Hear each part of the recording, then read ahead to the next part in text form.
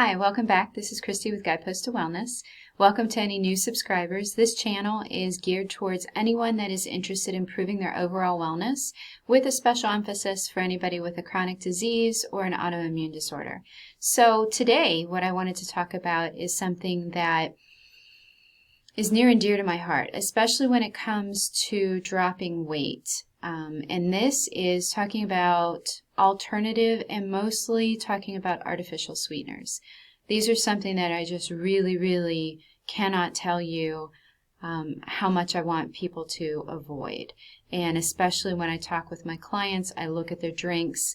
And what really hit me was working with a client a few weeks ago. When we sat down and were talking, she had a drink in front of her. And I asked her, I said, so, do you drink this type of drink a lot? And it was a flavored water. And she said, yeah, this one actually has soda, or pop as I call it, in it. But I do drink these kind of like fizzy flavored waters. And I said, do you mind if I look at the ingredients? And I looked at them, and sure enough, they had tons of artificial sweeteners in them. And I'm a lot like my client in the fact that I don't drink a lot of plain water. I want it flavored with something. So that's where I really started to look at artificial sweeteners. And drinks were the first thing, but then I started looking at them even more in everything from gums, and especially when you're looking at power bars, protein bars, food bars, any type of thing like that. Even when you're looking at any type of sweets, anything that says sugar-free, whether it's in the ice cream or the cookie aisle or anything like that, those are generally, most of the time, have artificial sweeteners in them. And people think that they're doing the right thing by reducing the number of calories, but what I'm going to share with you is a little bit about some of these artificial sweeteners and the impacts that they can have in a negative way. And studies have actually started to show, especially with drinks, and because that's one of the biggest areas that people will get a lot of their artificial sweeteners will be in drinks. Everything from Powerade, Gatorade Zero, I think it's called, anything that you're looking at that is low or no calorie, especially in the drinks, the energy drinks, coffee drinks, all of those types of things are loaded most of the time with artificial sweeteners. Drink mixes, the little squeeze bottles, I like some of those. I love the little packets that are portable, you can take them with you. Even Crystal Light, things like that. Jellos, just loaded with artificial sweeteners. So enough of where they are. They're in a lot of things. So let's talk a little bit about them. So Equal came on the scene a few years ago, and it's actually called aspartame, or some of the generic forms of it we'll call it NutraSweet. And the thing about a lot of artificial sweeteners is they're much sweeter than sugar, so they can use a lot less of them. So that's one of the benefits. But aspartame Equal in and of itself is made, it's like 50% phenylalanine, which is actually a neurochemical. Aspartic acid, 40%, which is an excitotoxin, again, that act on the brain. And then methanol, which is actually toxic, and it comes mostly from wood alcohol, and that's a toxin. So I've got a neurochemical, I've got an excitotoxin, and I've got a toxic wood alcohol.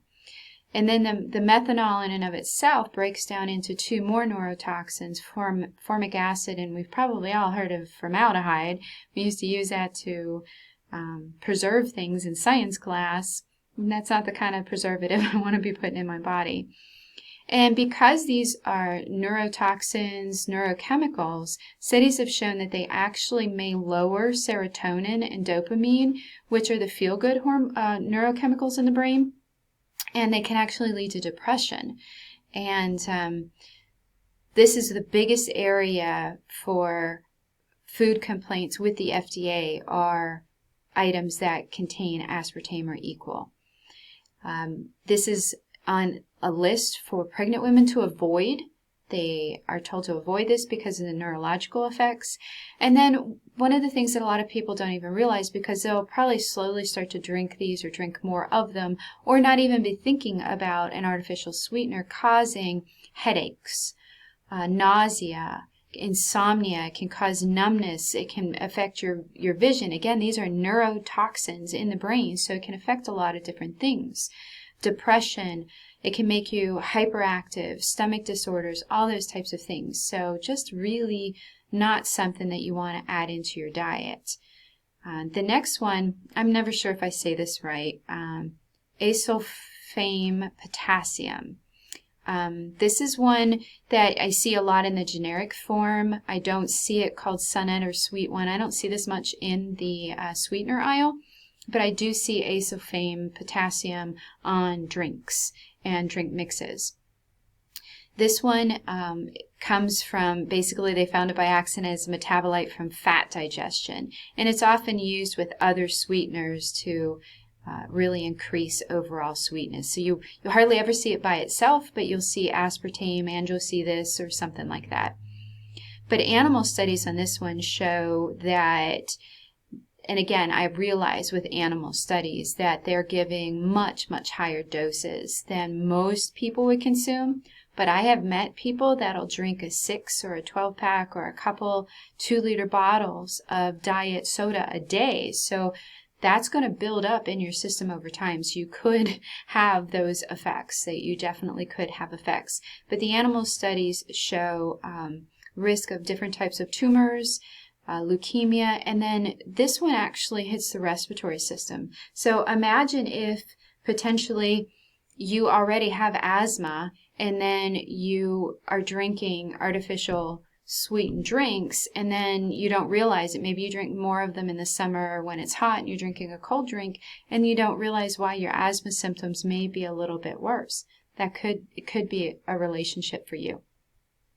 The next one I want to talk about is Neotame or NutraSweet. And this one is just amazing how sweet this one is. It is 13,000 times sweeter than sugar. So you can imagine just it only takes a little bit. It also has amounts of phenylalanine in it, which can be important because there is a disorder where folks cannot metabolize that and need to make sure. And this artificial sweetener does not require a warning label because the doses in it are so low, but could be very dangerous for folks. So this was really crazy. They actually use this with cattle. And they use it instead of molasses because a lot of animals like sweet things, and molasses in the feed for cows would get them to eat more, which would get them to pack on weight. So they're actually using this, and they mix cattle feed with it, and because it's so sweet, they actually end up eating more than what they are actually hungry for and what they need. So match that up with the Think About Your Drink video that I just did about extra liquid calories, and think about that when it comes to diet sodas and things of that nature, or if it's a baked good that has this, you may ingest even more of it without realizing it. So if it's going to make the cattle eat more to gain weight, it's going to have a similar effect on us. And they believe that it may be even more toxic than aspartame. And I realize that you have to look at studies and see who has requested them, who's paying for them, and things like that. But these are artificial, highly artificial type of ingredients that our bodies just cannot tolerate very well. Now, saccharin is a much older, this is the old sweet and low. It's been around for quite a while, and it actually had an FDA warning label until 2001, and the American Medical Association still recommends limiting this for children and pregnant women. So if they're going to limit it for children and pregnant women, I think, that still indicates that there's a risk for everyone. What's interesting with this is if you have a sulfonamide allergy, then this actually is reactive, have a cross sensitivity to it, so you may be having allergy symptoms if you're allergic to sulfonamide, not even realize it, and it's coming from the saccharin that you're drinking. And this one can cause a lot of side effects too. nausea and diarrhea, and headache are also very common. So just, again, don't be surprised if you start having some symptoms, or even just your heart's beating a little funny, or if you ever get that your heart skips a beat every once in a while, and it seems to happen more after you drink something with sweet and low in it, or in your coffee or something. That could be why. Now, Splenda is one that I've talked to people about a couple different times, because it has been touted to be very much like sugar, because it's basically chlorinated sugar, chlorinated sucrose. Well, chlorine in and of itself, I could do several videos on just the effects of chlorine in water and everything like that, so I definitely don't want to be ingesting it in something that is attached to my sugar. It's actually been downgraded from safe to cautionary based on some studies recently. And whenever it's heated, so if you use Splenda for any type of baking, you can actually be releasing more toxic chemicals. One of the things that's really, really huge about Splenda is it actually kills the microbes in your gut. I don't think I've done a whole lot of videos on that yet. It's on my topic of list of things to talk about. But we need to be very friendly and take care of our gut microflora. And this actually kills it. So that can have a tremendous impact, because about 70-80% of your immune system is actually regulated by the gut. Serotonin is actually made in the gut and transferred to the brain. So it's very, very important to have a healthy microbiome. And then with Splenda, the things that I've talked to a couple people about that were diabetics that were using it, is they just really have serious GI issues, and and headaches. But one of the things too is that they are actually finding, for some people, it increases their blood sugar. And this is one that studies are showing that this is actually causing weight gain and not the weight reduction that you would think, due to the less calories.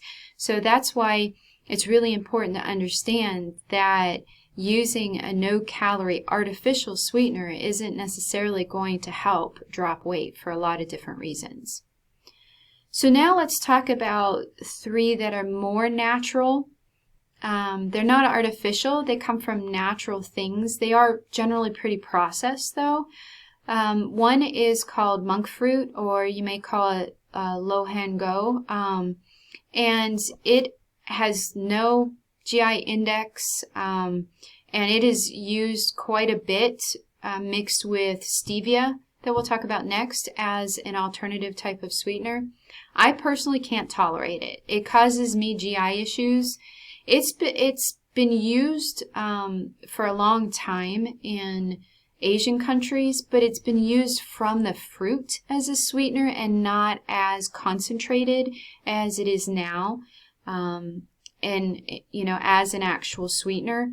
Now, if I have a little bit, for example, Starbucks carries a sweetener that is, if I don't have my own with me, that is monk fruit mixed with stevia. I can tolerate that one time for that drink and not have GI issues. But when I was using it instead all the time in my coffee, I was having significant issues. I haven't seen any other studies on it, but I know that's what it was, because when I stopped using it, I stopped having those complaints. So that may be something that just hasn't come out for as many people yet, but something to realize. Stevia is one that was originally banned by the FDA, but has been used in other countries for, probably close to centuries. But again, it has been used in a more natural state. I have a stevia plant growing in my garden, and sometimes I'll pluck off the leaves and kind of chew on them a little bit. And they're sweet. They're not as sweet as sugar and stuff like that. And sometimes they have a bitter aftertaste. When stevia first became popular, it was very, very bitter. So that was definitely not one that I liked. But now it's been more purified, but again, more processed, highly refined. So stevia is the one that I generally use in my coffee and things that I just don't want to add extra calories to, but I do want the sweetness too. And that's what I look for in any type of 0-calorie drink mix, I look for stevia, stevioside, riboniosides. Those are all forms of stevia. Now the last one, this one's been around for a while. If you were younger like I was and you were around some folks that were diabetic and they ever had the diabetic candy, then you would be familiar with sugar alcohols. Now these are things like xylitol, erythritol, and generally they're good types of sweeteners, but when you ingest too much, they frequently have GI side effects. Now I know I've tried, I think it's Russell Stover has some candies that are sweetened with erythritol. I've tried using it instead of stevia, and when I use too much of it, I definitely have GI distress. It's very harsh, gas, crampy type of thing. So it's one of those things that if you can tolerate it, it's used in a lot of keto types of foods, as it's a more natural sweetener.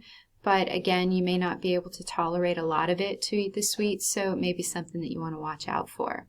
My honest recommendation out of all of them is going to be stevia. If you can tolerate monk fruit, that's great.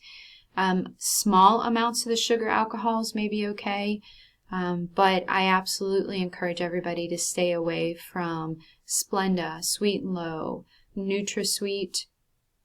Again, aspartame, potassium, you'll just see that on the label. It's not generally sold in a form of its own or equal. I recommend staying away from those. Even small amounts of them, I just really do, because they are chemicals that are more toxic to the body, have long-term effects, especially if you are ingesting them regularly. Now, if you're like me and every once, maybe a month, you might have a Diet Dr. Pepper, that I like the flavor of that better than regular Dr. Pepper, then I don't think you're going to have problems as long as you're eating healthy in other ways. But for folks that are using this in their coffee or their tea on a daily basis, I really, really encourage you to switch. So, more than you ever wanted to know about artificial sweeteners, and thank you if you stayed towards the end. I may try to put some timestamps on this if you're interested in specific sweeteners, but I'll put some more links down below. I really recommend that you take a look at what's in the things that you're drinking and eating, especially if you're trying to cut calories in order to drop weight or to improve your blood sugar, because you may be getting another host of problems that are a little bit different but just as bad. So take care. I'd love to hear your feedback. If you found any other types of sweeteners or any issues that you've had, please share. I'd love to hear from you. Be well.